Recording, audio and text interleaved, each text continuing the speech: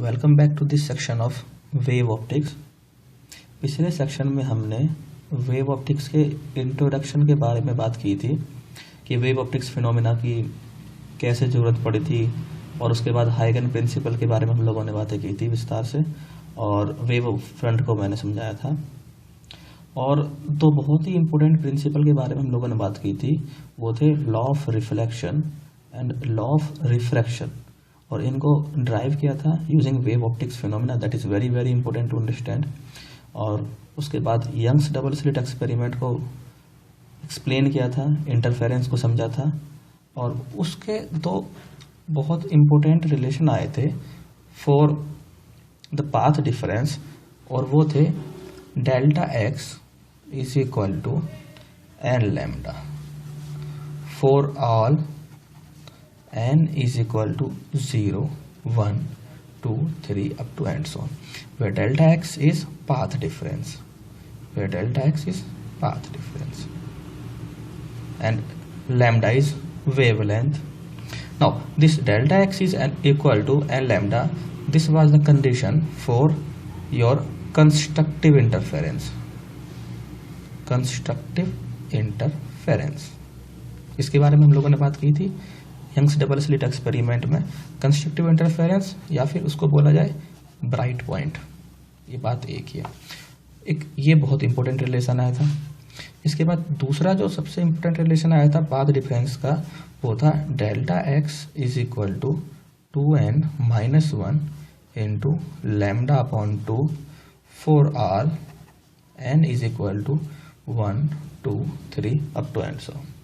ये relation path difference का आया था। Again delta x here is path difference same, and this was for destructive interference.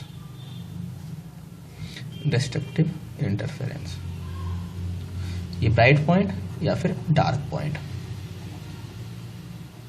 ये path difference के बहुत दो इंपॉर्टेंट रिलेशन है, और लास्ट क्लास में हम लोगों ने इनको ड्राइव किया था और इनको समझा था।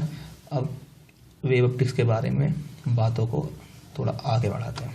नाउ वे स्टार्ट करते हैं बहुत इंपॉर्टेंट टॉपिक से, that is fringe width represented by beta. Fringe width represented by beta. अब फ्रिंज विड्थ है क्या? डबल स्लिट एक्सपेरिमेंट्स में दो स्लिट्स थी, S1 और S2। आगे स्क्रीन थी, स्क्रीन पे फ्रिंजेस बन रहे थे। तो मोनोक्रोमेटिक वेव ऑफ लाइट में फ्रिंज हमेशा इक्वल विड्थ के बनते हैं, इक्वल विड्थ और आइडेंटिकल, सपोज ये मेरी फ्रिंजेस हैं, इनको समझाने के लिए मैं इस तरीके से बस हॉरिजॉन्टली बना रहा हूँ।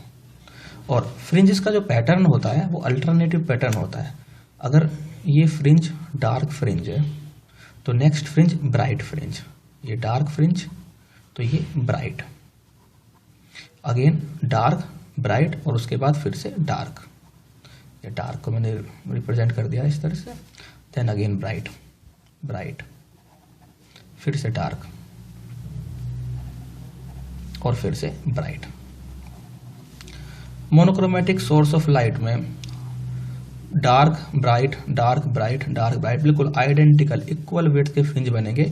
तो किन्हीं भी दो अल्टरनेटिव फ्रिंज, दैट मीन्स या तो डार्क टू डार्क, किसी भी एक डार्क फ्रिंज के सेंटर से नेक्स्ट डार्क फ्रिंज के सेंटर की जो डिस्टेंस होती है दैट इज फ्रिंज विड्थ, या फिर किसी ब्राइट फ्रिंज के सेंटर से नेक्स्ट ब्राइट फ्रिंज के जो सेंटर की डिस्टेंस होती है that is fringe width. Because all the fringes are equal in width and alternate in manner, so beta will be same for dark to dark or bright to bright. That means या तो बोला जाए dark to dark के बीच के centre की distance, या फिर bright to bright के centre to centre distance, that is your fringe width. अब हम लोग इसी के बारे में बात करेंगे, how to find out the fringe width in Young's double slit experiment. Okay, now let us consider 2 point sources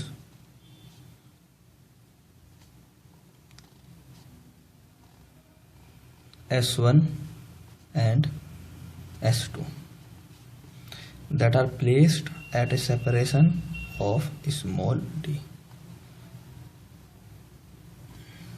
ठीक है, और ये मेरी स्क्रीन है, स्क्रीन जहाँ पर फ्रिंजेस बनेंगे।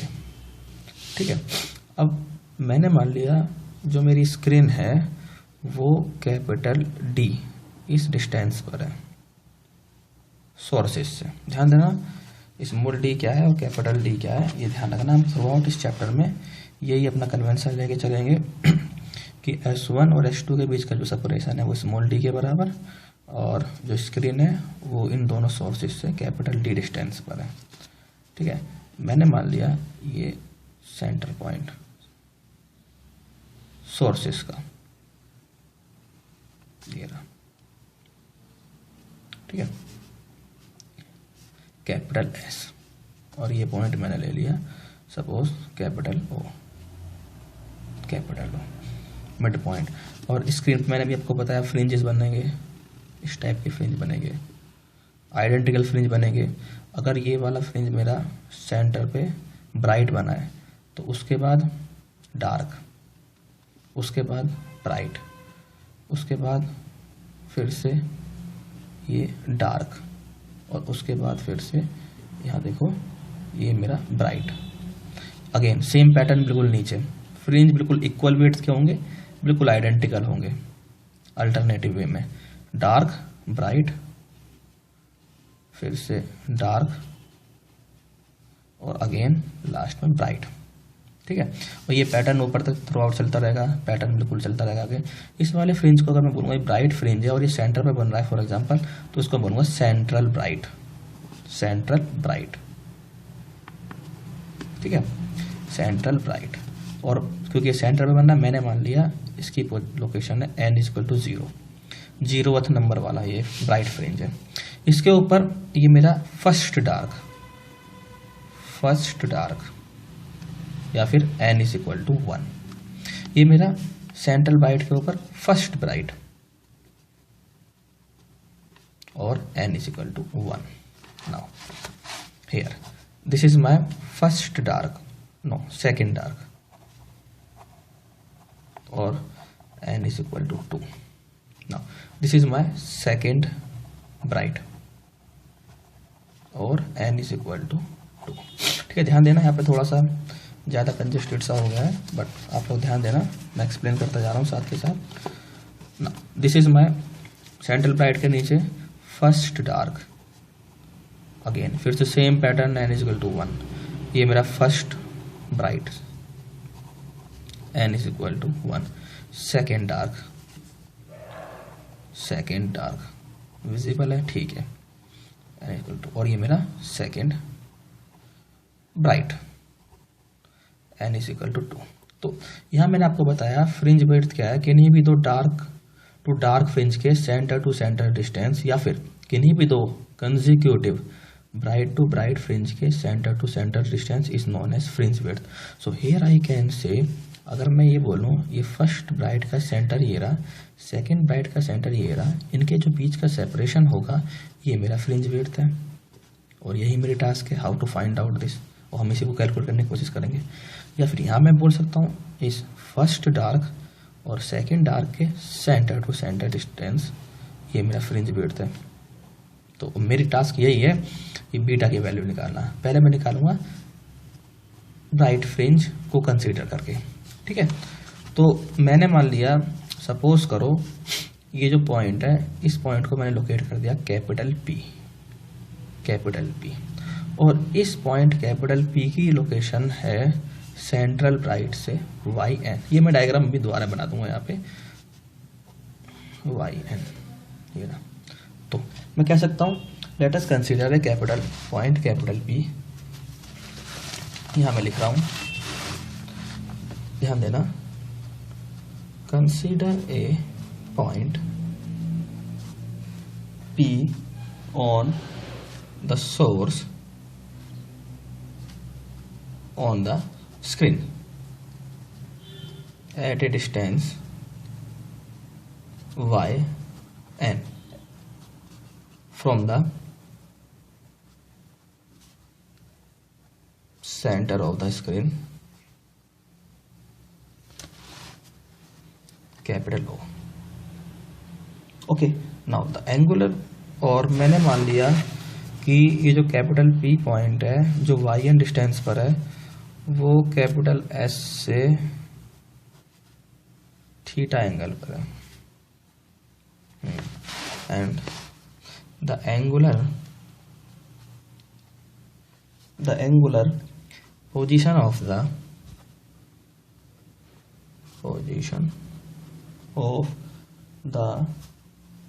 point P is theta. The angular position of the point capital P is theta from the center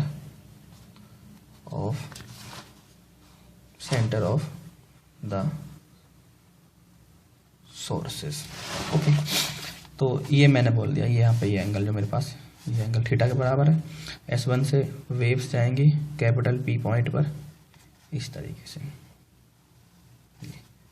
wave ऐसे ही इस S2 से वेव्स आएंगी क्योंकि वो वेव इंटरफेयर कर रही हैं।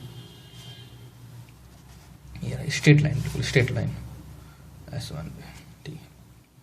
ओके, तो जो वेव S1 से या S1 सोर्स से एमिट हो रही है उसने P पॉइंट पर पहुंचने तक S1P इतना डिस्टेंस कवर किया, और जो वेव S2 सोर्स से एमिट हो रही है उसने कैपिटल P पॉइंट पर पहुंचते समय S2P इतना डिस्प्लेसमेंट या इतनी डिस्टेंस उसने कवर की। तो मैं कह सकता हूं S1P ये डिस्प्लेसमेंट और ये S2P ये दोनों डिस्प्लेसमेंट बिल्कुल इक्वल नहीं है। The difference between S1P and the S2P will be here path difference. So path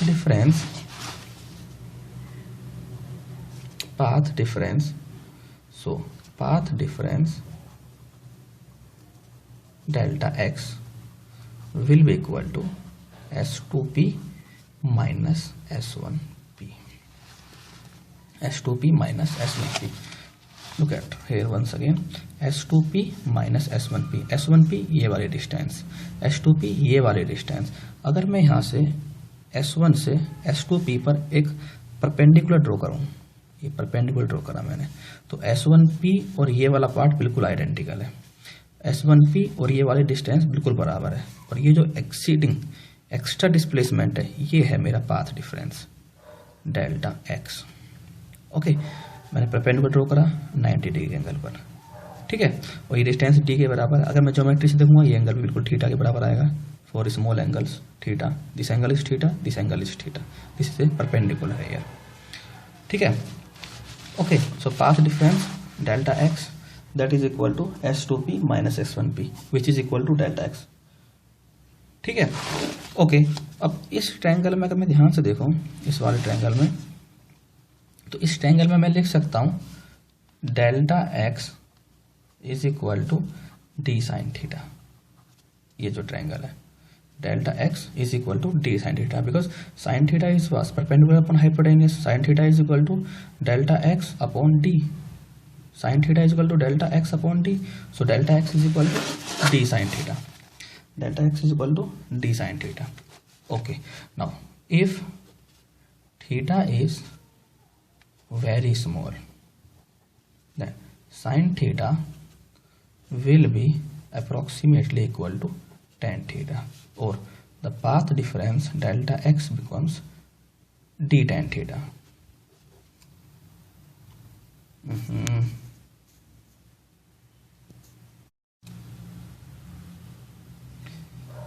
Delta x equal to d tan theta.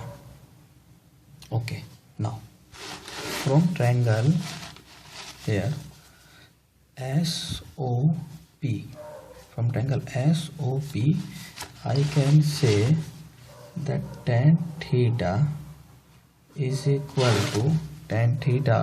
equal to perpendicular upon base, and perpendicular here is what, yn upon base SO or capital D. So tan theta is equal to what, OP upon OS, that is equal to OP upon OS, ठीक है। और OP की value है मेरे पास, OP की value है YN और YN upon capital D, YN upon capital D। Now that is my tan theta, okay. Now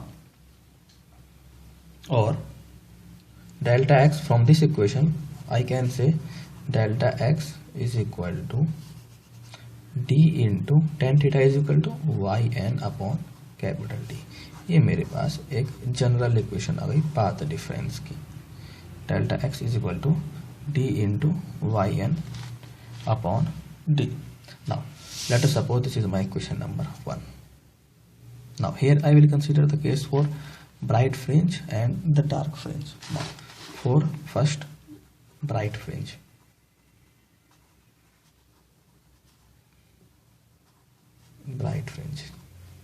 now मैं कह सकता हूँ there will be bright fringe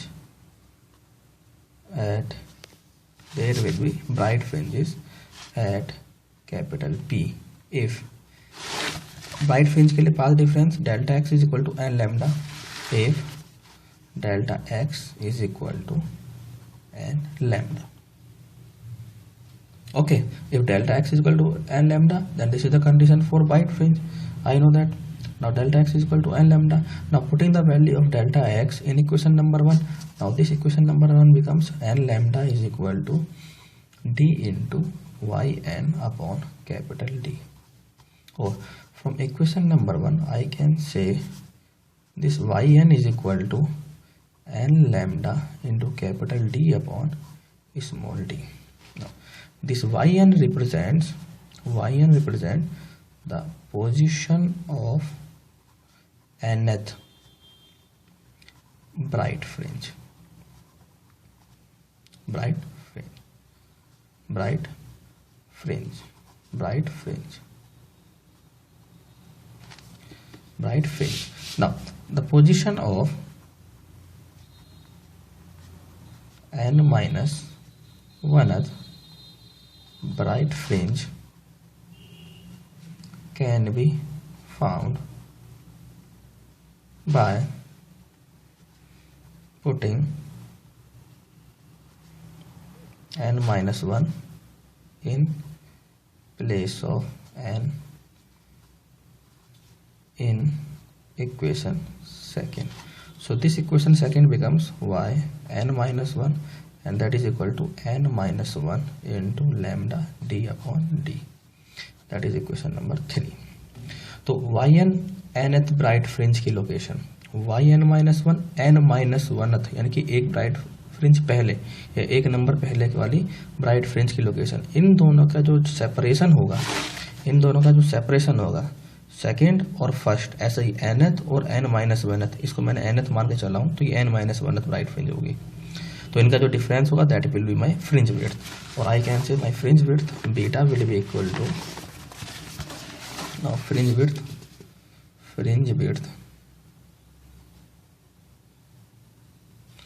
beta will be equal to your yn minus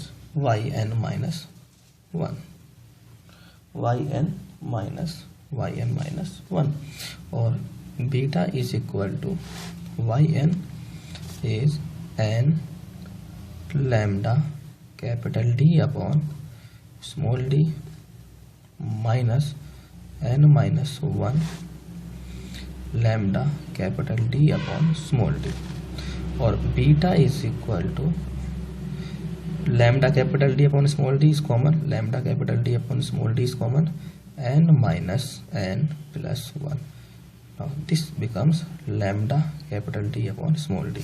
Now this is very important relation, so beta is equal to lambda capital D upon small d। इस relation को याद रखना है, बहुत important होता है, और capital D और स्मॉल डी में कंफ्यूज बिल्कुल मत होना। तो ये मैंने फ्रिंज विड्थ की लोकेशन निकाली है for considering the bright fringes. Now similarly I can calculate the fringe width for dark fringes, और इसके लिए बोलूँगा capital P will be the point of dark fringe if delta x is equal to, dark fringe के लिए देखो delta x 2n minus lambda by 2, delta x is equal to 2n minus lambda by 2 for all n is equal to 1 2 3 2 and so. तो ये मेरा जो point capital P है, ये point capital P bright fringe वाला point है अगर delta x का वैल्यू n लैम्डा होगा, और ये पॉइंट मेरा capital P point dark fringe वाला पॉइंट बनेगा अगर कैपिटल P का value 2n minus 1 into lambda upon 2। Okay, 2n minus 1 lambda upon 2। Now equation number 1 में मैंने वैल्यू पुट किया डेल्टा x का डार्क फ्रिंज के हिसाब से, that is 2n minus 1 into lambda upon 2, ठीक है, और that is equal to dy upon d. Equation number 1 से देखो डेल्टा x के प्लेस पे 2n minus 1 lambda upon d y n upon d, बाकी इक्वेशन सेम। नाउ अगेन मैं फिर से वही काम करूँगा, यहाँ से वाई एन का वैल्यू निकालूंगा जैसे मैंने पहले यहाँ पे वाई एन का वैल्यू निकाला था। Now y n will be equal to 2n minus 1 into lambda into capital D, 2n minus 1 into lambda into capital D upon 2d. This will be my yn.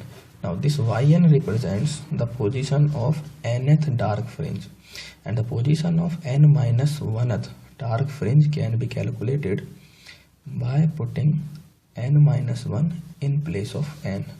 So this will be yn minus 1 is equal to 2 into n minus 1 minus 1 into lambda d upon 2d, or position of n minus 1th dark fringe will be equal to 2n minus 2 minus 1 into lambda d upon 2d. Okay, or yn minus 1 2n minus 3 lambda d upon 2d. This is the position of, मैंने लिखा नहीं है लेकिन आप ध्यान रखना, मैं बोल रहा हूँ बार बार, this is the position of nth dark fringe, this is the position of n minus 1th dark fringe, and the difference between two consecutive dark fringe is also the fringe width. Now, fringe width beta corresponding to dark fringes will be equal to position of nth dark fringe minus position of n minus 1th dark fringe, or beta will be 2n minus 1 lambda d upon 2d minus 2n minus 3 lambda d upon 2d. ठीक है, now beta will be lambda d upon 2d common ले लिया, 2n minus 1 minus 2n plus 3, और beta will be lambda d upon 2d into 3 minus 1 2 से 2, that is lambda d upon d, और beta is equal to lambda d upon d. That means fringe width is same. Fringe width मैंने आपको बताया, अगर identical fringes हैं fringe width हमेशा same होगी, चाहे आप ब्राइट फ्रिंज को लेकर चलो चाहे आप डार्क फ्रिंज को लेकर चलो, fringe width is always lambda into capital D upon small d. This is very very important relation, very very important relation for the examination or the comparison for JEE main और JEE advanced. ठीक है, इसको आप ध्यान रखना। इसमें एक बहुत इंटरेस्टिंग बात, इसके बारे में थोड़ी आगे बात करते हैं। मैंने यहाँ पे देखा पाथ डिफरेंस डेल्टा x वो आया था d साइन थीटा। ठीक है, यहाँ देखो ज्योमेट्री से डेल्टा x का वैल्यू d साइन थीटा, कहाँ से, इस ट्रायंगल से। तो मैं कह सकता हूँ delta x is equal to d sine theta, this path difference will be maximum. अब स्मॉल डी तो स्लिट्स के बीच का सेपरेशन है, that is fixed, only I can vary the value of theta. Now if sine theta tending to 1, then delta x will tend to maximum path difference, or I can say theta tending to 90 degree. So at theta is equal to 90 degree or sin theta equal to 1, path difference will be equal to maximum path difference and its value be equal to d. ध्यान रखना ये बात. So maximum path difference की value क्या हो सकती है? Small d, that is the separation between two slits. If small n are the number of bright fringes on one side of the central bright. Okay, side of the central bright. और bright के लिए मुझे पता है for bright delta x is equal to n lambda. और अगर मेरे पास थीटा का वैल्यू 90 डिग्री है तो this will be maximum, and from this delta maximum x maximum is d, delta x maximum bright के करस्पॉन्डिंग एन लैम्डा. दोनों equations को इक्वेट करता हूँ तो d is equal to n lambda. तो number of bright fringes will B D upon lambda for maximum path difference. ये बहुत important relation है, इन छोटी छोटी बातों को ध्यान रखना. ओके, एक बात और इसी में, अगर small n are the number of bright fringe in one side of the central bright, अगर सेंट्रल ब्राइट के एक साइड में स्मॉल एन ब्राइट फ्रिंज है तो उसके दूसरी साइड में भी स्मॉल एन ही ब्राइट फ्रिंज होंगे. तो मैं कह सकता हूँ total number of bright fringe होंगे n और n, दैट मीन्स 2n और plus 1, that is central bright. तो total number of bright fringes, total number of bright fringes will be equal to 2 into n plus 1. This factor 1 is introduced because of central bright. Okay, मैं आपको आगे बताऊंगा आगे वाली classes में कि central पे ब्राइट हम लोगों ने क्यों एज्यूम किया और सेंट्रल पे ब्राइट क्यों होता है, और एन सेंट्रल ब्राइट के एक तरफ, एन सेंट्रल ब्राइट के दूसरी तरफ, और plus 1 because of centre. Okay, आया समझ में? कोई डाउट? ठीक है. Now let's move to angular fringe width. Angular fringe width represented by alpha. कभी कभी फ्रिंज विड्थ डिस्टेंस की टर्म्स में ना मिलकर एंगल की टर्म्स में रिप्रेजेंट की जाती है. ओके, तो उसको हम लोग बोलते हैं एंगुलर फ्रिंज विड्थ. और एंगुलर फ्रिंज विड्थ बहुत आसान है समझना. इसके लिए देखो यंग्स डबल स्लिट एक्सपेरिमेंट को फिर से बनाता हूँ मैं. लेट अस सपोज मेरे पास दो सोर्स हैं, ये सोर्स है S1, ये सोर्स है S2, ये इनका सेंटर कैपिटल S, ये मेरी स्क्रीन, ये स्क्रीन, ठीक है. और यहाँ मेरा सेंट्रल ब्राइट, ये मेरा फर्स्ट डार्क, और इधर मेरा ये फर्स्ट डार्क. ओके, तो ये जो फर्स्ट डार्क का सेंटर है, किन्हीं भी दो कंसेक्यूटिव डार्क के सेंटर से सेंटर का डिस्टेंस इज बीटा. ओके, अब एस से मैंने इस पॉइंट को मैंने मीट कराया और इस एस से इस पॉइंट को मीट कराया. तो angle subtended by the fringe width at the center of S1 and S2 is known as angular fringe width. Angle subtended by the fringe width at the center of S1 and S2 is called as angular fringe width. Now this separation was capital D. This is beta. Now if alpha is very small angle, so this beta will behave like the arc of the circle. Again, if alpha is very small, this beta will behave like the arc of the circle, and these distances will be the radius of that circle equal to capital D. Now if alpha is small, now I can say this will be the arc, and these three distances will be the radius of that arc will be equal to capital D. And from geometry I know angle is equal to arc upon radius. That means angle alpha is equal to arc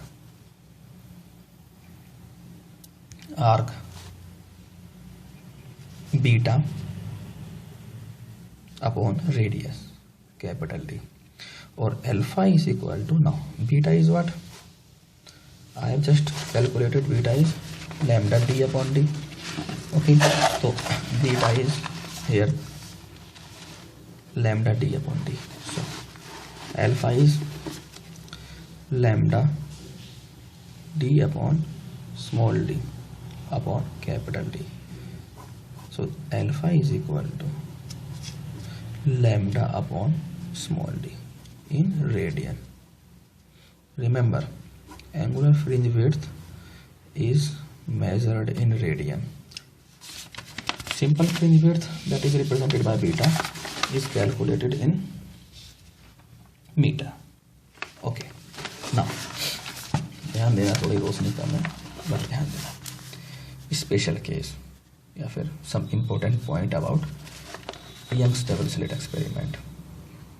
point number 1, if Young's double slit experiment YDSC is performed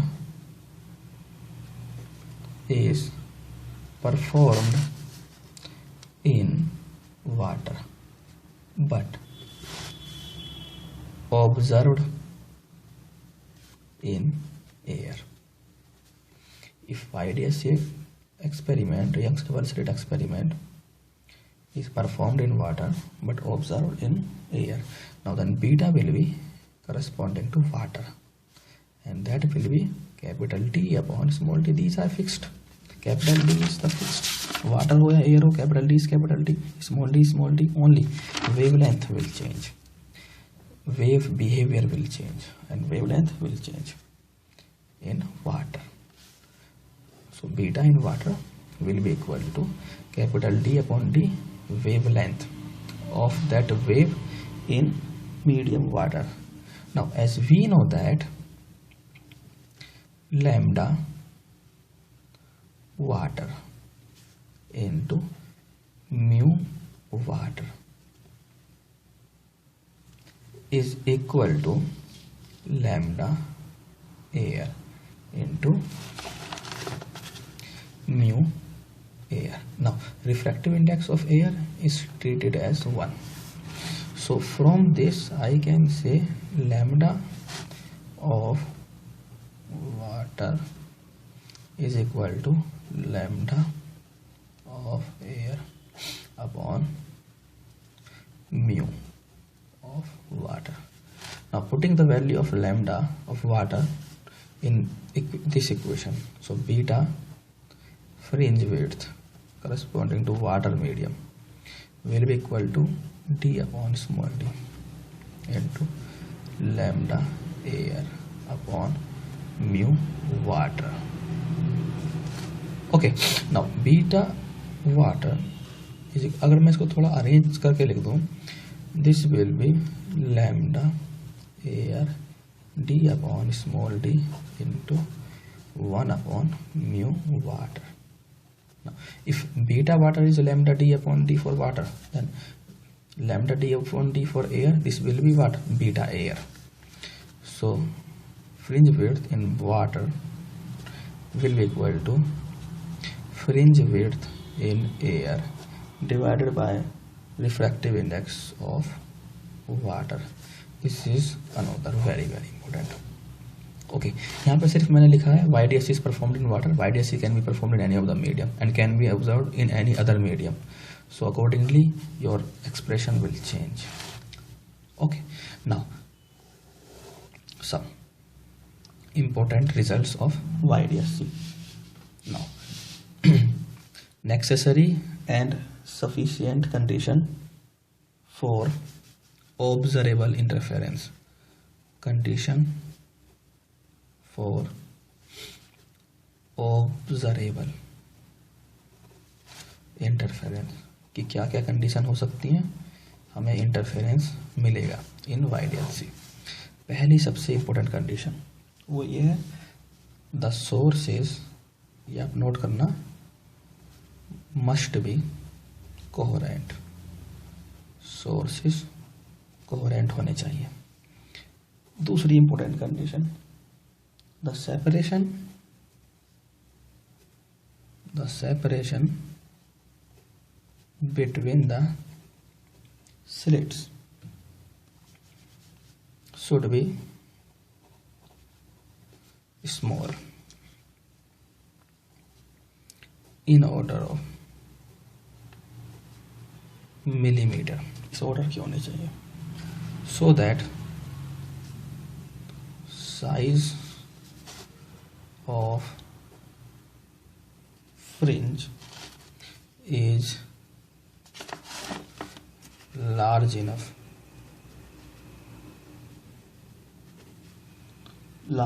to observe। Now the separation between the slits should be small, as small in the order of millimeter, so that size of fringe is large enough to observe। If separation is not so small, then you cannot observe the fringe clearly। Now third and last point, that is amplitude of interfering waves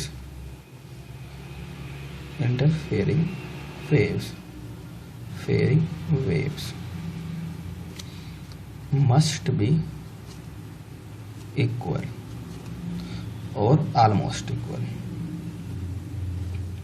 must be equal or almost equal।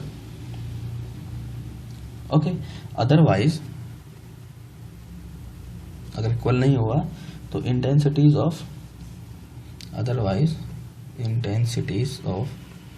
For the third time light चली गई, इसलिए video बनाने में काफ़ी दिक्कत हुई, but still I am concentrating.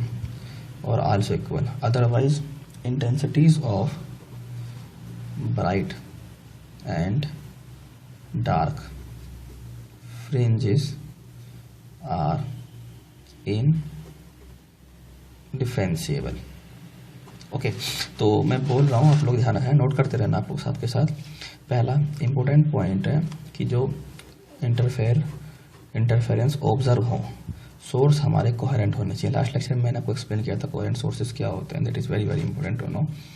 Sources must be coherent. दूसरा, separation between slits must be small, as small in the order of millimetre, so that the size of fringes is large enough to observe.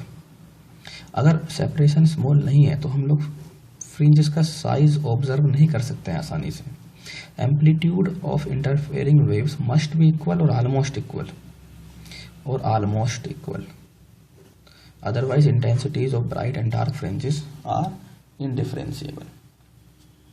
Okay, और एक बात और, कभी कभी ये बहुत पूछा जाता है कि ब्राइट लाइट है या ब्राइट फ्रिंज है, उसका क्या कलर होगा। ध्यान रखना, ब्राइट फ्रिंज का वही कलर होगा जो आपकी इंसिडेंट रे ऑफ लाइट का कलर होगा, and all the bright fringes will be of same intensity, and colour of bright fringes will be the colour of incident light. Okay, दूसरी बात, if slits are of equal size, slits S1 and S2 are of equal size, then the intensity of dark fringes will be 0। ये मैं बोल रहा हूँ, note करते रहना, मैं लिख नहीं रहा हूँ इस बार, ये आप नोट करते रहना। Okay, now if the slits are of unequal size, then intensities of dark fringes will not be 0। okay, and all the fringes are of equal width। ठीक है, if white light is used in experiment, then central fringe will be bright, that is white, and other fringes will be overlapped fringe. Okay ठीक है, और that's all about the fringe width.